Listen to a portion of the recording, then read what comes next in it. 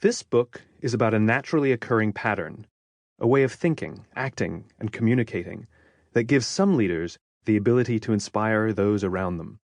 Although these natural-born leaders may have come into the world with a predisposition to inspire, the ability is not reserved for them exclusively. We can all learn this pattern. With a little discipline, any leader or organization can inspire others, both inside and outside their organization, in order to help advance their ideas and their vision. We can all learn to lead. The goal of this book is not to simply try to fix the things that aren't working. Rather, I wrote this book as a guide to focus on and amplify the things that already work. I do not aim to upset the solutions offered by others. Most of the answers we get, when based on sound evidence, are perfectly valid. However, if we're starting with the wrong questions, if we don't understand the cause, then even the right answers will always steer us wrong eventually. The truth, you see, is always revealed eventually. The stories that follow are of those individuals and organizations that naturally embody this pattern. They are the ones that start with why. Section 1. The goal was ambitious. Public interest was high. Experts were eager to contribute. Money was readily available. Armed with every ingredient for success, Samuel Pierpont Langley set out in the early 1900s to be the first man to pilot an airplane. Highly regarded, he was a senior officer at the Smithsonian Institution, a mathematics professor who also had worked at Harvard.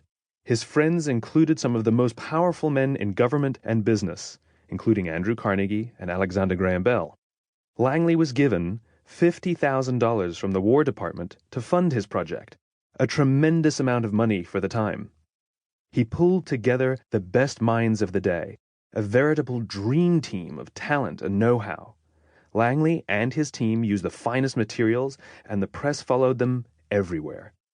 People all over the country were riveted to this story, waiting to read that he had achieved his goal. With the team he had gathered and ample resources, his success was guaranteed.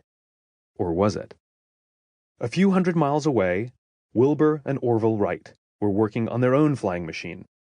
Their passion to fly was so intense that it inspired the enthusiasm and commitment of a dedicated group in their hometown of Dayton, Ohio. There was no funding for the venture, no government grants, no high-level connections.